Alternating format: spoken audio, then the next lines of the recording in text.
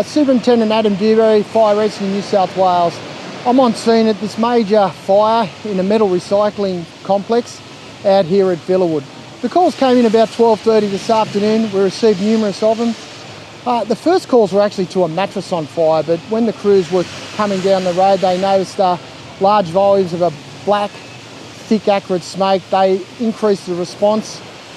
Now we've got more than 16 fire trucks and more than 60 firefighters on scene. We've got 3 aerial ladder platforms or aerial ladder trucks up over the fire, working to contain it. We've got numerous hand lines, whether they're coming off nozzles or off what we call ground monitors, putting a lot of water on this fire. It is an extremely high fuel load. They're telling us that the fuel load is shredded mattresses and other materials, which is evident of the fuel loading being high and significant because the fire is extremely intense. Indications of how intense this fire is and how deep-seated and how hot it is. When the firefighters remove their jets of water, that fire flares up again. We've changed the smoke from the firefighting effort, so we've had good effect. That smoke has changed from that really sooty, oily black smoke to that white, sometimes brown, grey smoke, which is indicating to us we are having some effect, although obviously we would like it to be better. But this fuel loading is stacked high, it's held in containers, it's parcelled up, it's binded up really tightly. We are going to need machinery to move in when it is safer, when we get this fire down a little bit further, to get in and start to break those piles apart. That excavator was actually in the middle of the fire. Now, firefighters were able to protect that excavator, and we're now using it to help pull apart the materials to get complete extinguishment. Still going to take a number of hours, but the saving of that excavator has saved valuable time. We're able to use it. Also, we've seen where that fire was starting to penetrate up onto the wall of that adjoining warehouse. Now, firefighters applied water lines, water streams onto the wall. Quite often people think that when we're protecting an exposure, we just cool the air in the middle. That's no good. What we need to do is we actually cool that surface that is being exposed to that significant radiant heat.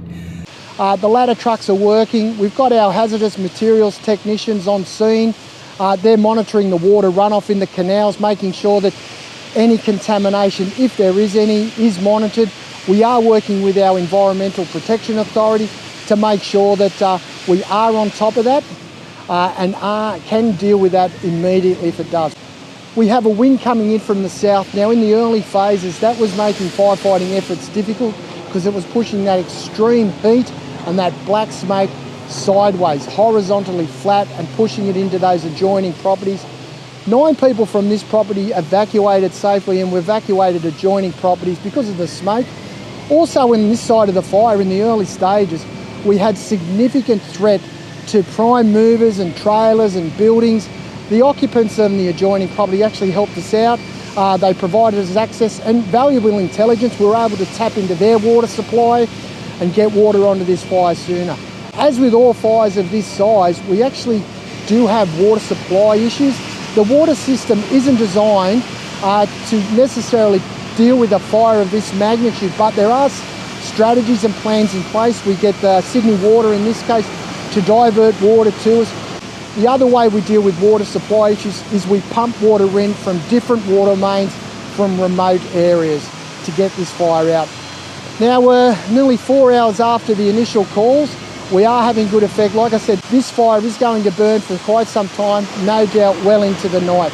We haven't looked at where and how this fire started, but as we get on top of it, that'll be part of our investigations. Our experts from our Fire Investigation and Research Unit will be on scene. They'll work closely with our police forensics, who will also be on scene, and they'll start to have a look at where and how this fire started.